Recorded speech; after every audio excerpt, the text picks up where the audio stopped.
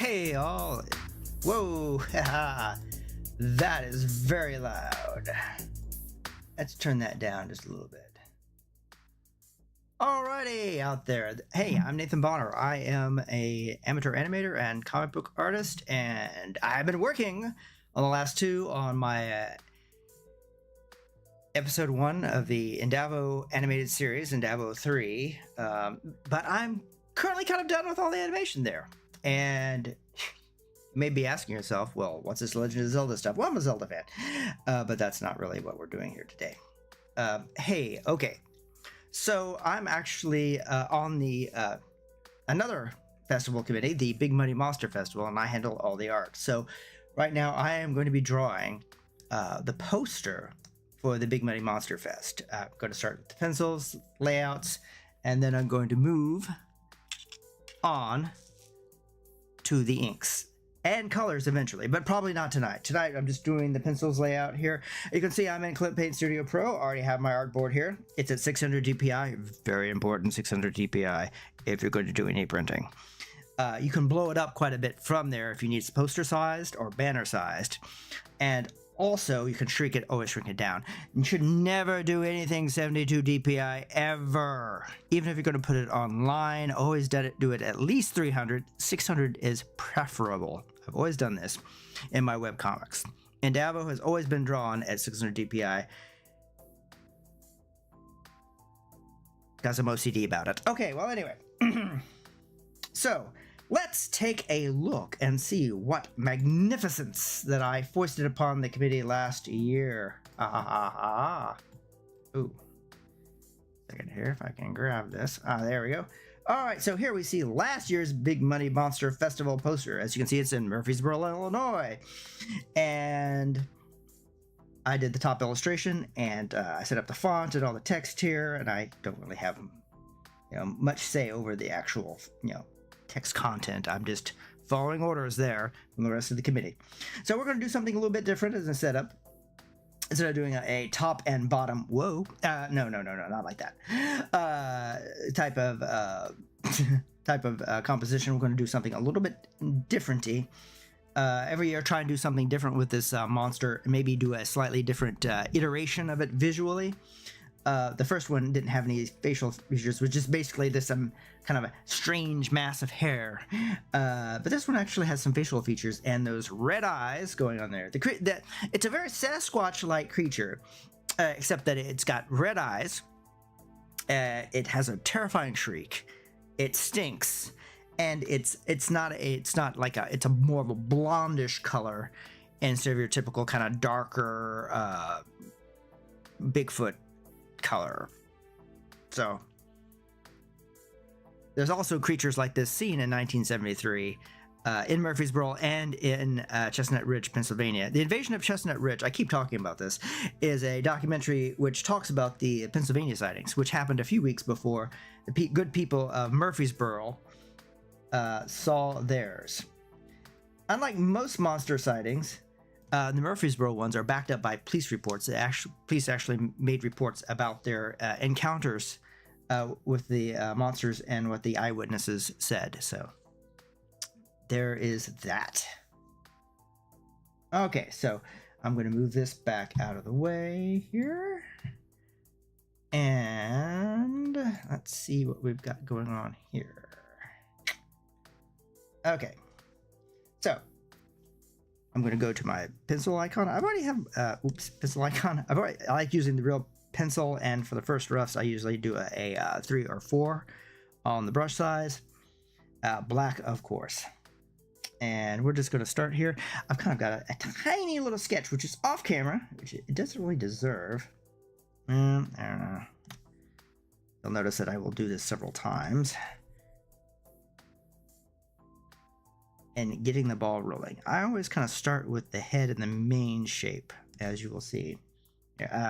Again, there's probably no wrong way to do it, but I believe that this works best for me. Your mileage may vary. Feel free to experiment. So this is a monstrous creature. We're going to kind of give it a huge neck, Arnold Schwarzeneggerian neck. Oh no, you can see here that I've got a problem. I see I've put these guides out here, and I've got like a snap to guide type thing going on here, which is under window. Let's see if I can find this. Let's see here.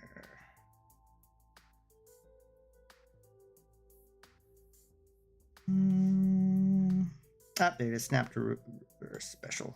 Get rid of that. We don't need that now. These guidelines are here, just telling me kind of what area to stay away from. Oh yes, another thing. This is 11 by 17 final cut size. So I went ahead and put a bleed onto it. So my actual paper side size is 11.25 inches by 17.25 inches, because you're going to cut basically a quarter of an inch off the top and bottom, but you're splitting that between the two sides and the tops, so you get down to 11 by 17 in your final cut size. This gives you the impression of the artwork flowing off the edge of the page.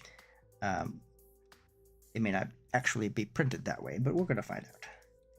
Okay, so we're going to draw a muddy monster here.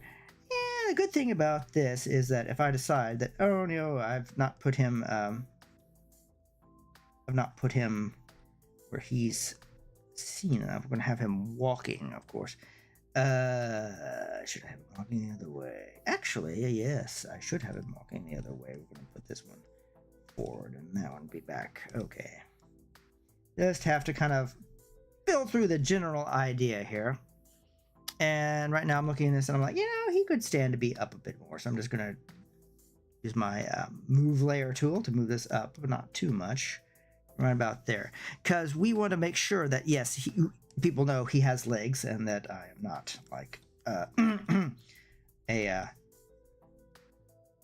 Levi's wearing a comic book artist who doesn't like drawing feet, but I'm going to make sure that everyone knows that he is like sloshing through the water. And I want this arm to be forward, so that leg has to be back. I'm gonna get that counter posterior thing going. Okay. Some guidelines for the face, even though there may not be much of a face showing. I like to always put it there. So you can actually see my interpretation of what the Big Muddy Monster looks like. Whoa! No, actually, it's all going to end up being in shadow anyway, because I always tend to hide the Big Muddy Monster's face as much as possible, because that's kind of part of the allure of the monster, is that he is mysterious and ill-defined, always in the dark. So this is going to be a night scene, and where he is actually in the Big Muddy River. Ah, yes, he is big and he is muddy, but he's called the Big Muddy Monster because the Big Muddy River flows through Murfreesboro, Illinois. Actually, it flows through a lot of towns in Illinois, but there's a pretty wide section of it that curves around through Murfreesboro, which is in Jackson County in southern Illinois. No, it's not very close to Chicago. It's a lot closer to Kentucky or Missouri than it is Chicago. So, should give you some frame of reference if you ever need one.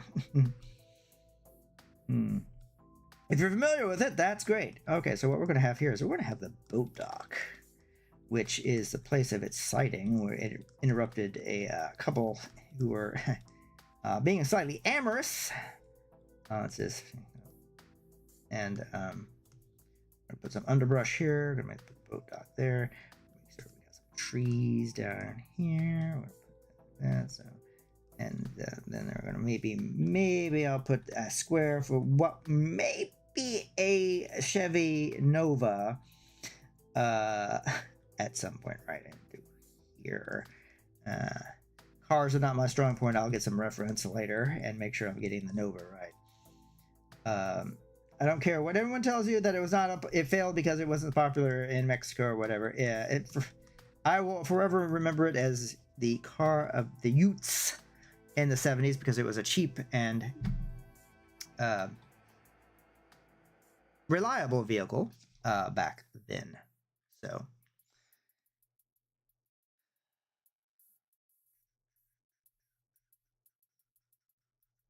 gonna draw in a little bit of the musculature here. I mean, like I said, a lot of this stuff we don't necessarily need because a lot of it's going to be obfuscated, but we need to put in kind of as much shapes as possible. There's going to be a lot of hair covering all this.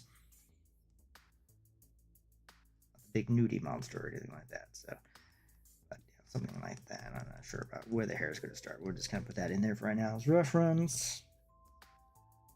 So I'm structuring out the hand a little bit there. It's going to be a lot rougher. There will be a lot more texturizing on the hand. Huge nails. Unkempt.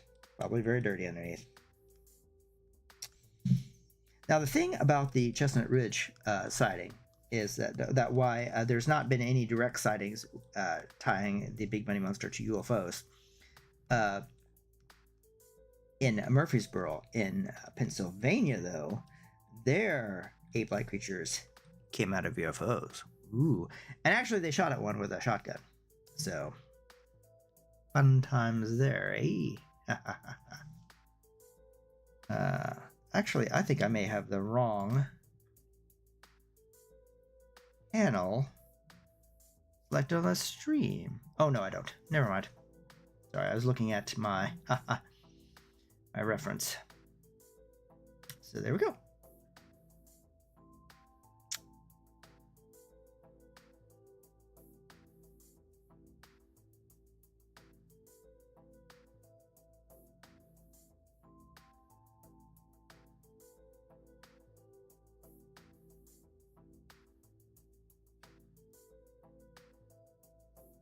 Okay.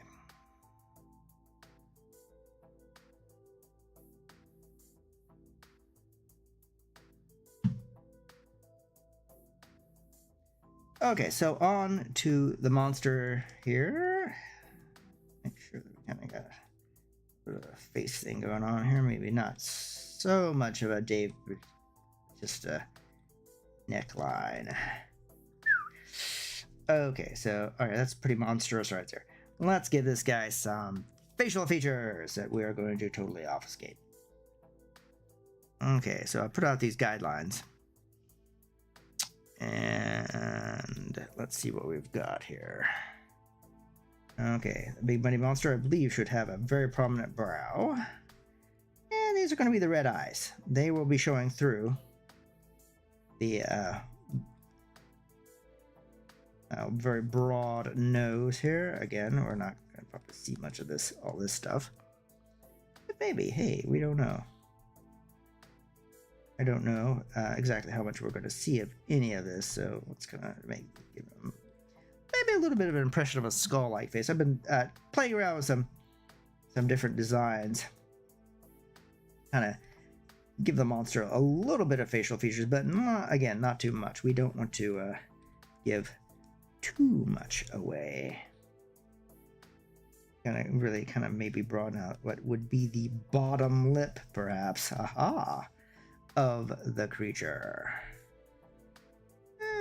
So here we're just going to kind of put in some hair strokes that will kind of be guidelines for me to when I start doing the inking. Whoa, that stuff on the top there, that looks like a bad Brazilian blowout.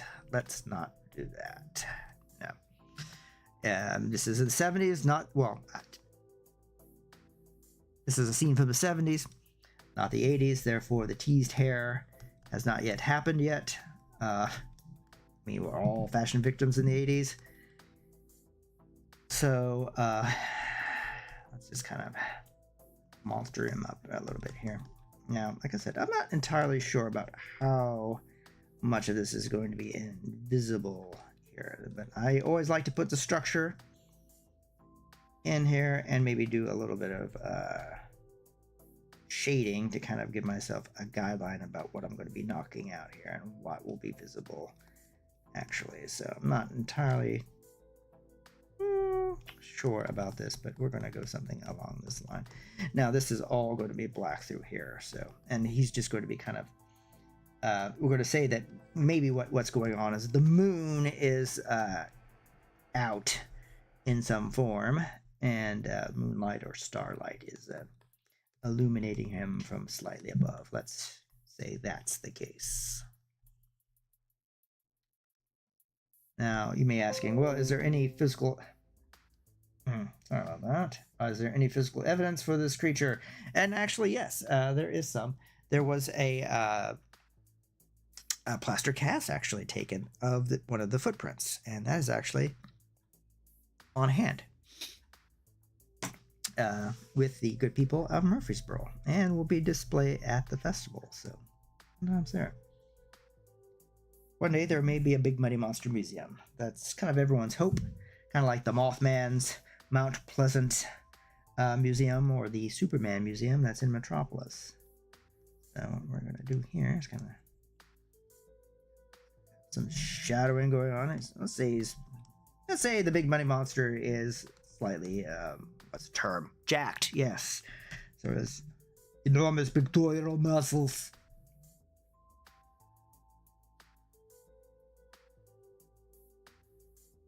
Okay, so, and he's got hair that kind of comes over his hands a little bit, so you kind of get that kind of thing going on there.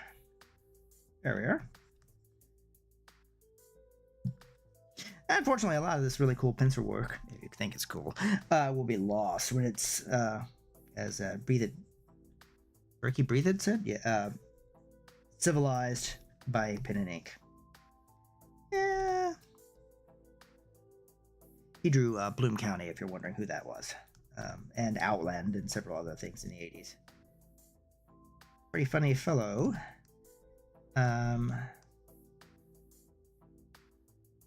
Those cartoonist types you always kind of look up to when you're younger, and follow into adulthood. All right, let's kind of maybe intensify this a little bit here. So what we're going to do is we're going to, of course, have the interior of the monster is pretty much going to be dark. There may be some little bits and bobs of the, as that leg has come out. That leg has come out. The head of him is going to be out into the moonlight. Oh, yeah. Going to have this kind of look to him. Something along the lines of that. Yeah, there we go. It's coming together quite good. Monstrously good.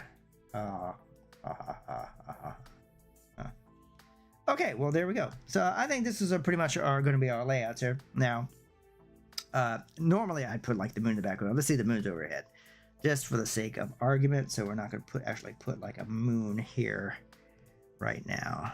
And normally I'm not really this tight with my pencils. My pencils are pretty perfunctory and simplistic, and I remember seeing some pencils for that Miyazaki had did for Valley of the Wind, and I never feel bad about my pencils being kind of vague.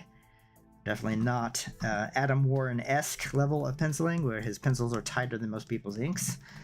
That seems it doesn't bother to even ink a lot of his stuff anymore. Which, you know, if you're into read the Empowered series or anything else like he's done, he does tend to sometimes, unfortunately, get a bit thick, obtuse with the writing and the subject matter. Can't help but go kind of techno nerdy-ish. So, which is a strength and a weakness, I suppose. Casual readers probably don't enjoy that much, but maybe his fans do. Perhaps. I've always been try to keep it simple, stupid.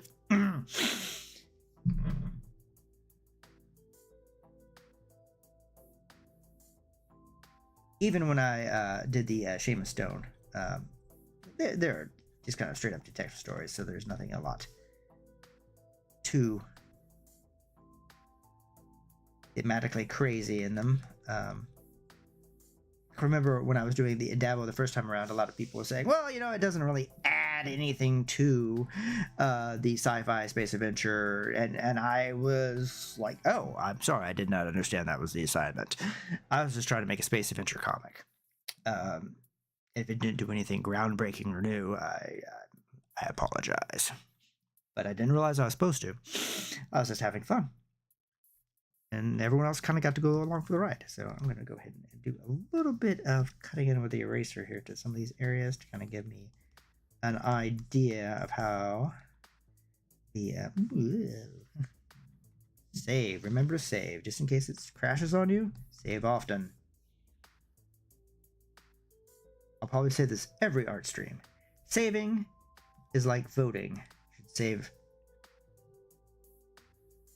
early and often.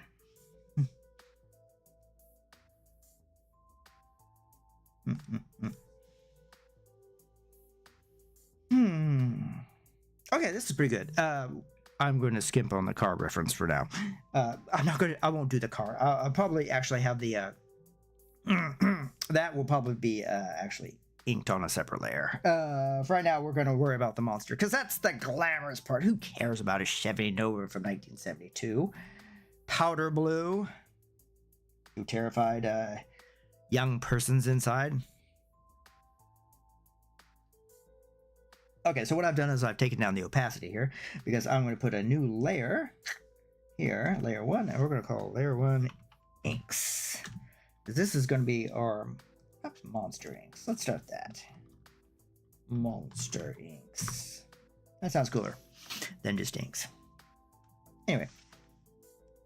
Okay, so as you can see, I use the mapping pen, and I've got a 2 selected here because I was doing the animation work. But for this guy, we're going to do some very thicker lines to kind of make this look a little bit more interesting. And where I need to start is the most important part of this, which is the eyes. Let's go back to 2 because that was a sensible thing to have on there. Actually, let's set that for 0.7. Okay, we're going to do like that. Okay, so I'm not sure how much of that detail that I just put on there is actually going to end up being visible. So, but for now, I'm just going to kind of start inking this thing as best I can.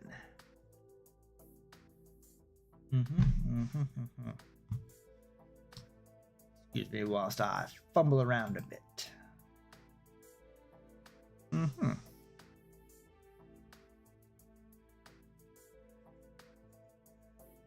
The eyes are very important. Get the eyes right, everything else will fall into place. Even monstrous red glowing beady eyes. So yeah, the red glowing eyes bit. I mean, red eyes. I mean, were they bloodshot? You know, was the capillaries and the busted out? Why were they red? Is a common question, a common thought. You know that everyone has. Were they bioluminescent red, which would be, I think, pretty awesome. But who knows? Open to artistic interpretation. So we're gonna do kind of like it's slightly Scooby-Doo monster style here, but with maybe a little bit more of the old Gold Key monster and UFO comic influences. I have a stack of them on my little keyboard tray that's right under this very drawing apparatus that I'm using.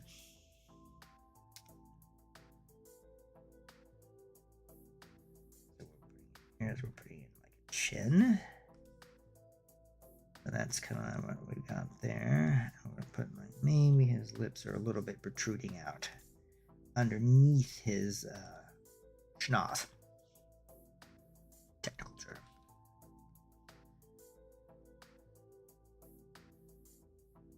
Detailing in here, make this a little bit more kind of. So what I'm doing here is very light pressure because sometimes when I'm inking, I'm like stress control and I'm pushing too much pressure. Gotta try and keep it light. That's my my advice. It's difficult. Some of us have stress issues we're working through. I guess I don't know. Mine is more like I'm just trying not to screw up on the inking part of it. So we're just going to kind of work this over, and I will cut into that with the eraser or yeah, with the eraser tool, I think, yes.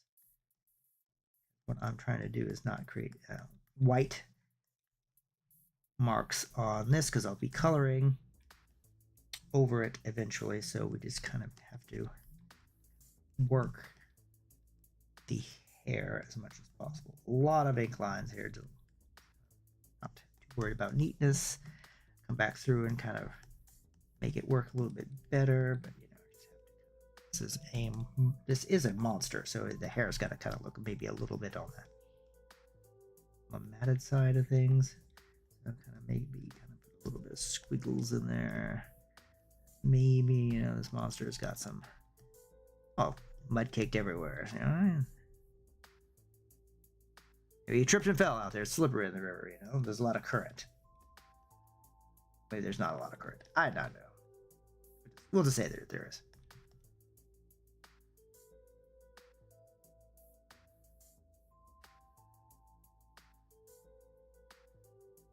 Okay, it's not looking bad. Looking bad at all.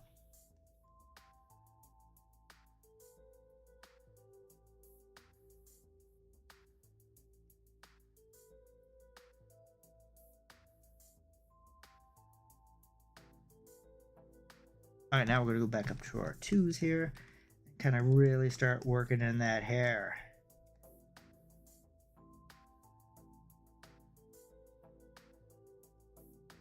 As a consequence, this is pretty complicated, so it probably won't all get done on this art stream. I'll get a bit of it done here. I don't like to go more than an hour on these because I don't know who in their right mind wants to sit and watch me natter to myself for an hour, but hey, if you're popping in for a second or two, that's great.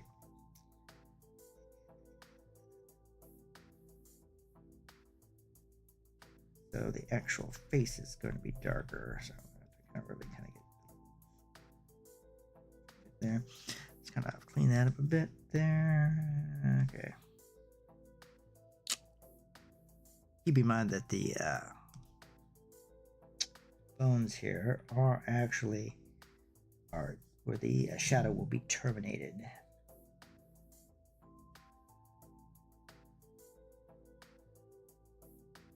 So, kind of want to give him a. I suppose the hair would probably go down over this, but I want to give him something of a monster appearance. So for that, sometimes you have to be a little bit to bit of license.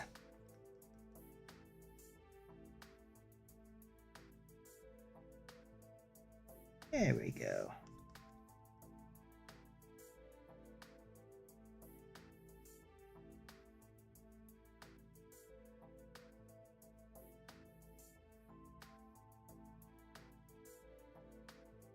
All right, so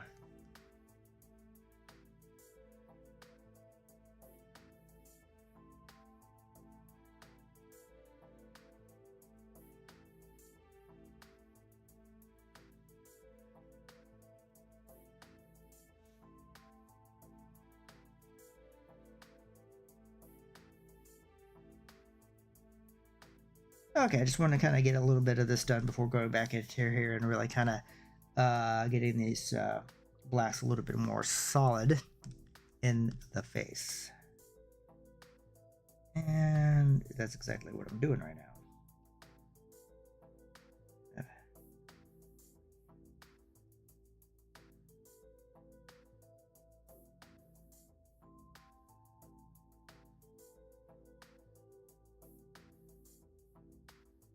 Now I'm looking at this nose and I'm thinking that maybe it's not broad enough, more apish. So what I'm going to go into here is the eraser tool, and we're just going to take that out real quick. We're going to broaden that nose out.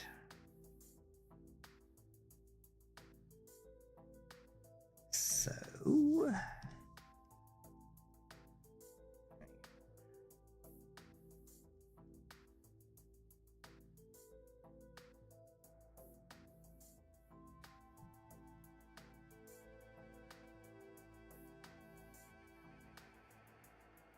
that's some what I'd like to call monstrous texture.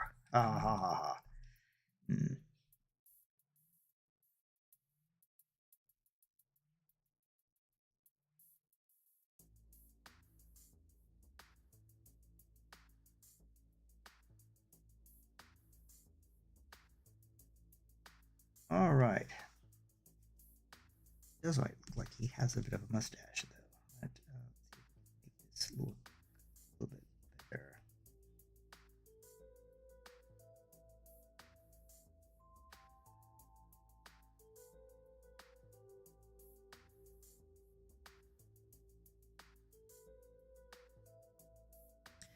That just may all be blacked out. I don't know yet. We'll figure that out in a second.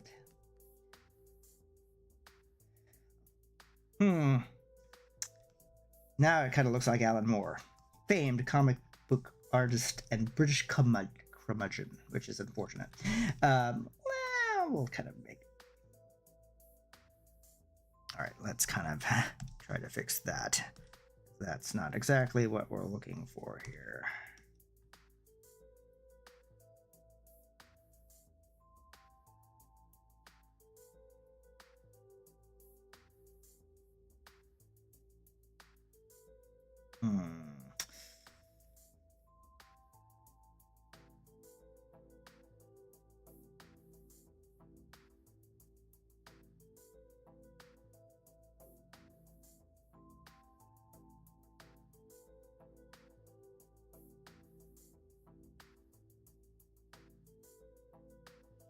All right, that's not bad.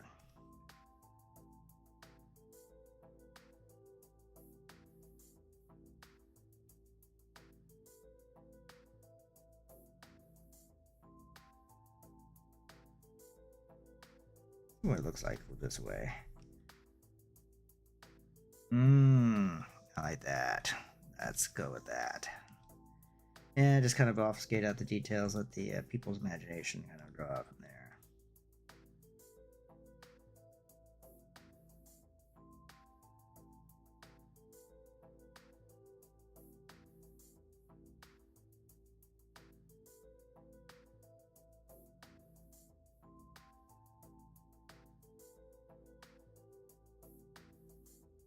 Yeah, that's much more interesting. Yeah, okay. So, yeah, the head here is looking pretty darn monstrous. So,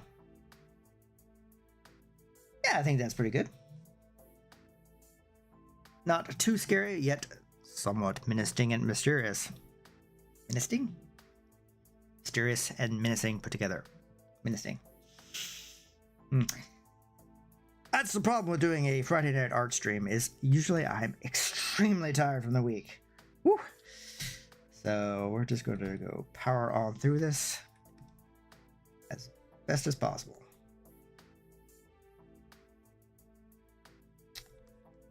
As you can tell, I do like the Legends of Zelda games, particularly Breath of the Wild and Tears of the Kingdom. I don't care what anyone says, Tears of the Kingdom is a worthy successor for Breath of the Wild. Nintendo listened to all the complaints that anyone ever had about Breath of the Wild, and they gave you exactly what the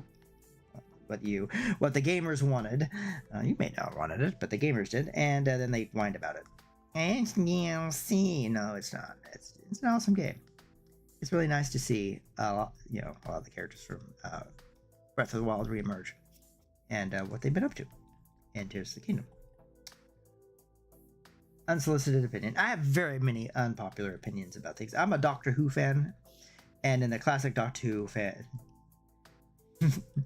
circles, I like Revenge of the Cybermen, which is regarded as universally as crap. And I'm really fond of Horns of Nyman and Creature of the Pit. Creature of the Pit is really, really good. There's a soothsayer in Creature of the Pit. I believe his name is Organon. And he's a huckster. He's been trapped down in the pit, and Tom Baker's doctor, number 4, gets down there. Tom Baker's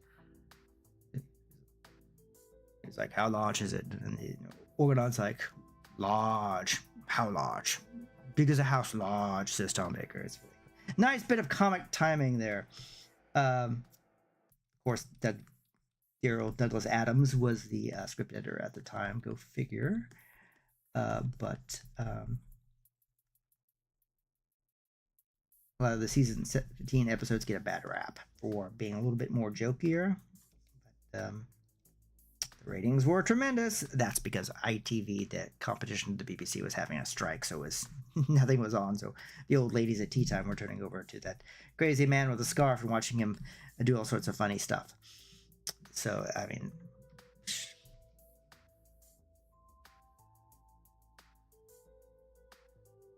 that's more Doctor Who than probably you need to know.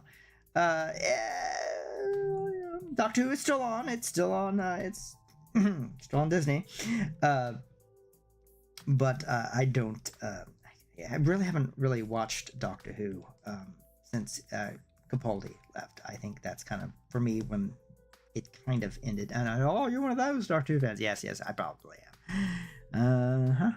Yes, but there's a lot of us apparently. Whoa. So unfortunately, it wasn't, I would say, Jodie Whittaker's fault about Doctor Who. I lay any blame on the problems with her era clearly on Chibnall, who I believe was a man who knew that he was not for the task. It'd be like giving me the reins of Doctor Who. I knew that I wouldn't be up for the task, and it would probably be complete and total balls. But I think Chibnall realized that, I mean, some of his stories that he did were not great. So, and I believe that Moffat had stayed too long, that Moffat probably stayed about 2 years longer than he should have. I think he was fine in Capaldi's first season, but things just kind of, accidentally hit the restart button, fell apart, which is too bad. But I mean, it is the best job in the galaxy, and who could possibly give it up? I mean, absolutely, Leo. I get it. I understand. But it doesn't change the fact that I think he creatively ran out of steam with Doctor Who and Sherlock. And if you saw that Netflix Dracula that he did, you know that he hasn't quite got the mojo back yet. Maybe one day. Maybe one day he will. I hope so. I mean, he did some amazingly good stories in the Matt Smith era and in the David Tennant era. David Tennant 1 era, I guess you would call it now. 10 era. There we go. So, I mean, and Doctor Who, when it's in trouble, you just cannot keep bringing back David Tennant whenever you're in trouble. You're going to dilute out his legacy if you keep doing that.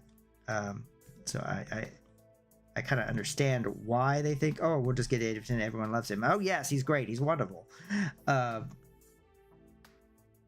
But there's got to be forward movement, and maybe a reset of the series. Rumors that it may be rested for 5 years or something like that. Maybe a rest would be good for it. Star Trek rested from the end of Enterprise to the beginning of the movies, J.J. Abrams movies, and I think that rest kind of helped it a little bit. First J.J. Star Trek is actually fairly decent. It's that the follow-ups were terrible. I do enjoy Strange New Worlds. I think Strange New Worlds is perhaps the best Star Trek. Now we moved to Star Trek from Doctor Who. Am I running out of things to talk about? Probably. Strange New Worlds is probably the best Star Trek series since Enterprise. And yeah, I can understand if you like Picard or if you like Enterprise, Discovery. Yeah, okay, if that's your thing, like I said, your mileage may vary. My opinions are not gospel, so if you enjoy those things, oh, great, wonderful. Not so much. So.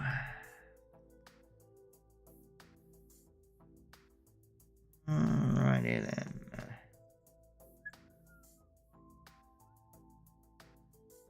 Hey, this monster is coming together pretty good here. And make it look as rough and as monstrously discombobulated as possible. At the same time,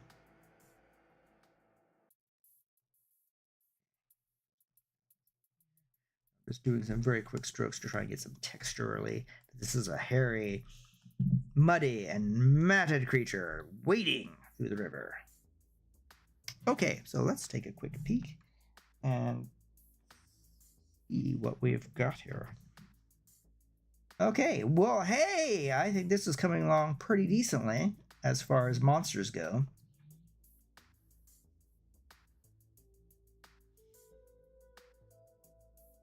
I do kind of enjoy these things because monsters are kind of fun to draw. You can, you know, your human heroes and stuff like that are usually have to be drawn a lot more kind of more constrained. With monsters, you can go hog wild and do all sorts of crazy textures and other bits to them in order to kind of make sure that you've got this creature that is truly kind of something otherworldly.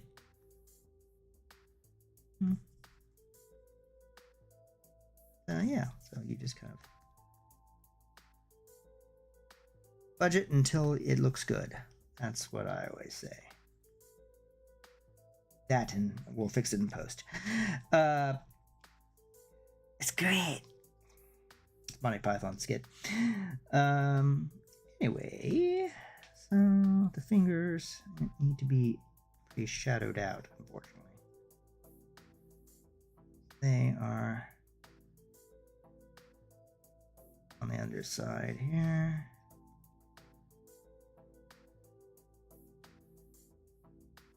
Give him more texture on his hand, because he'll have. There we go. We're just going to close that in there. Those jobs. There, and I think I'm going to tear into that with that one really black nail on the bottom here with an eraser. I get the idea that it is indeed a fingernail that we have some.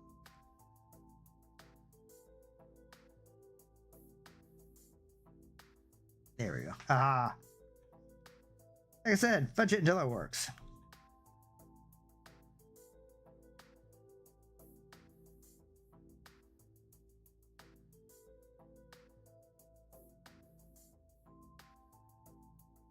Yes, there are better artists out there. I am one of the great middling talents. I'm joking. I don't.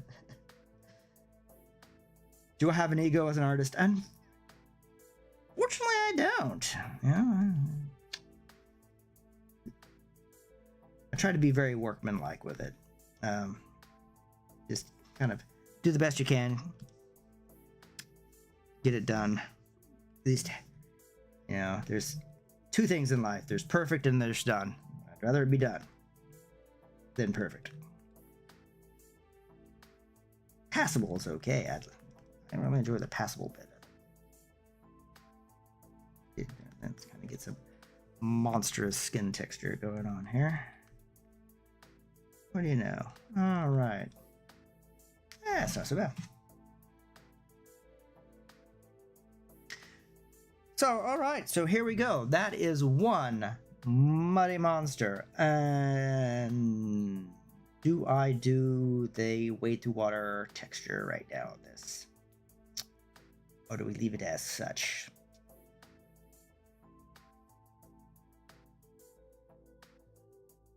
Yeah, I'm gonna go ahead and put the foaming water, I suppose you would call it. Yeah, the coloration on this is an interesting question. I'm not 100% sure what I'm going to do on that just yet. Part of me says that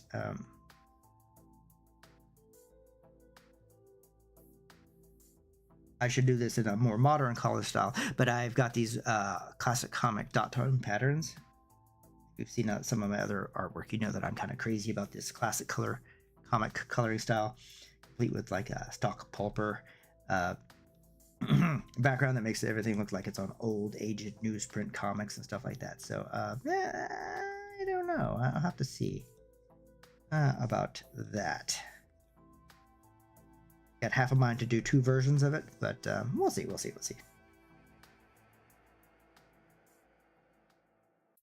Here we're going to just put in some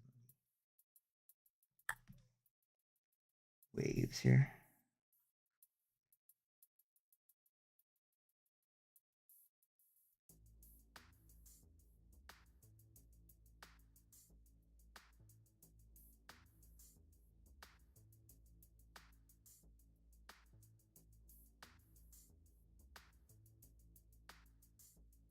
Oops. Not do that very well. Got a little too loose on that one.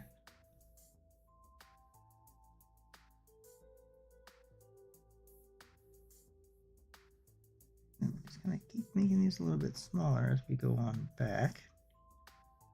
Impression that he's walking away from the shore. Anyway, the gist of the idea.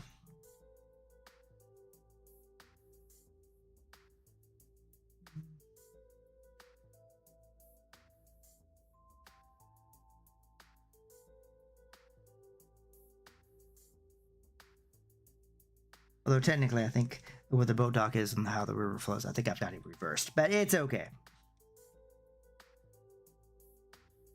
Just gonna do a bit of inking right now. We can kind of figure out how to get that river flow in the right way. Oh, that's easy. Never mind. We can fix that right now.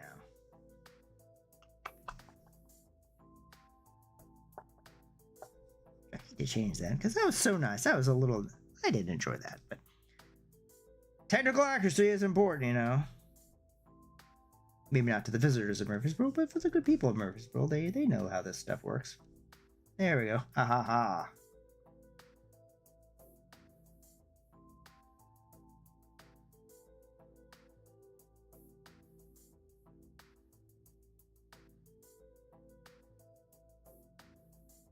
Alrighty.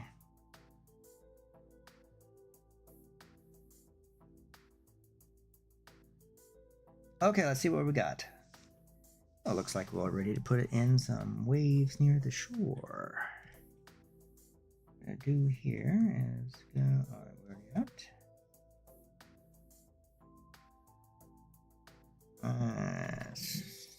Two. What is that? Two? Is that two? I think I can make that work. Okay.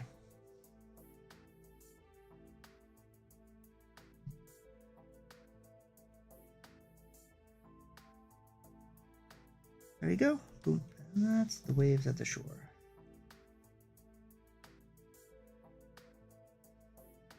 I may decide that I've got too many waves in there, and sometimes less is more. But as far as that goes, that's not bad. Now the idea would be ideally that you'll have the Big Muddy Monster Festival, and then all the text here. So all this detail with the car and the trees will probably have text all over it, and probably some of the waves down here too will have the logos and everything over here. So this stuff maybe isn't all that important. That stuff will probably be obfuscated anyway by the other constraints of graphic design. So I think this is fine. I think we're gonna leave it as such, and I'll just go over the top of it. But what I need to do is I need to kind of get our trees.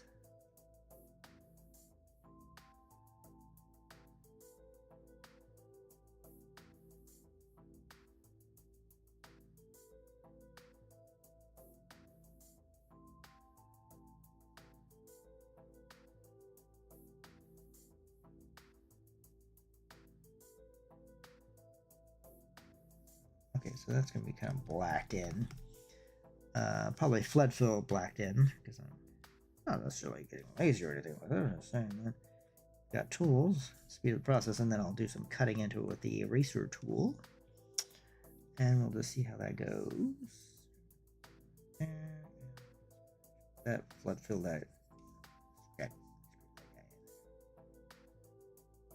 That's supposed to be the.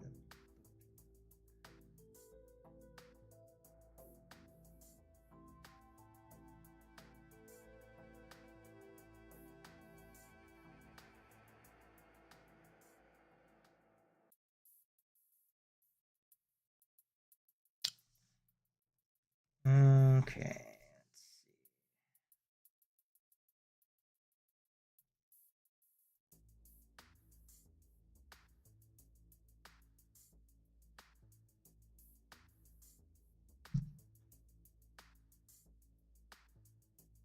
Okay, let's do a little bit of the old flood fill here to kind of get maybe cut into that with the eraser tool. Things in here. Get it down with the eraser. That's the entire point of the flood fill.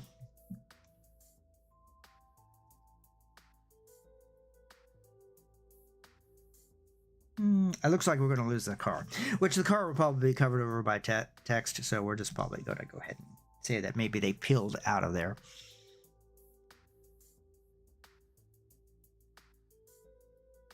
After the monster interrupted them in the middle of, well, you know, just interrupted them. So, here we go. This is kind of, make this kind of look like, you know, we've got some light on it, but it's dark, so it's all very... a little on the mysterious side. I don't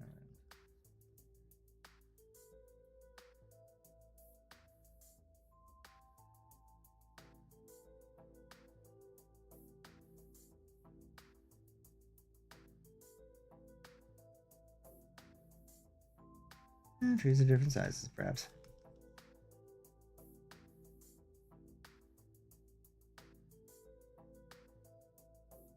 Various trees and brushy undergrowth.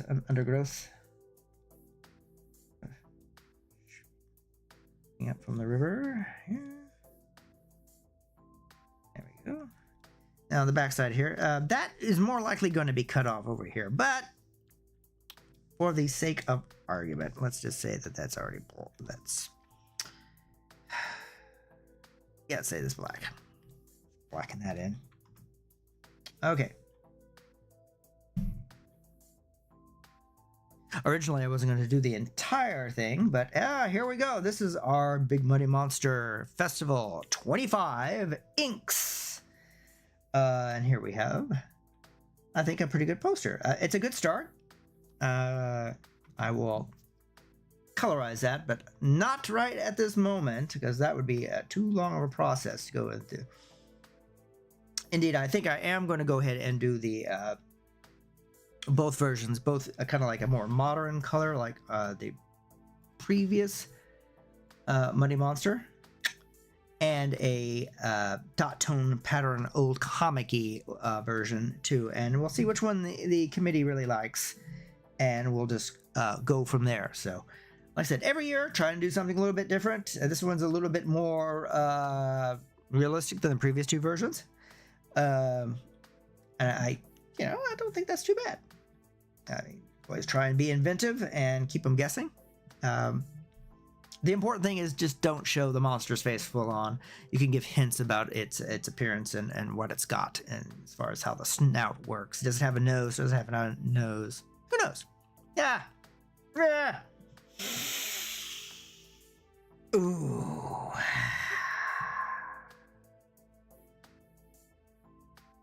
So now that I've lost any viewers that I had with my appalling dad jokes.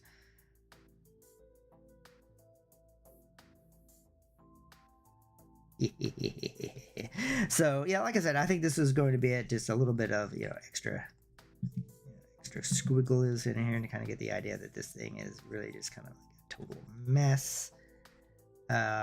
Is probably what we need to do. And boom, there we go. That's one Big Muddy Monster illustration right there. So, bam. Okay, well, probably future art streams, since I'm kind of apparently done with the animation right now. There will be a lot of Big Muddy Monster art streams in the future. I am afraid to report, or terrified to report, because I'll be doing the second issue of the Big Muddy Monster. So if you're wanting a preview of what that may look like, feel free to tune in here. If you're watching this after the art stream, just know that there will be a lot of comic work going up. And there will be, of course, some asset creation for Indavo Episode 2 coming up as well. There isn't a lot. There's a lot of backgrounds to do in Blender. There is, I believe there's only one new character that I have not done. And he's the Captain of the Destroyer, which is sneaking up on our heroes as they return. Oh no, that's great. As they were in the lab discussing crystals and war and what the heck's going on and who these benefactor guys are.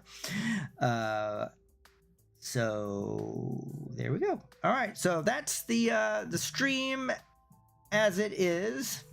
I've got some inks here. Like I said, I'm going to try sometime by the middle of next week to have some different versions of the background art and maybe some of the poster graphics from last year as placeholders with the new date off to the committee for them to see which one they like the best.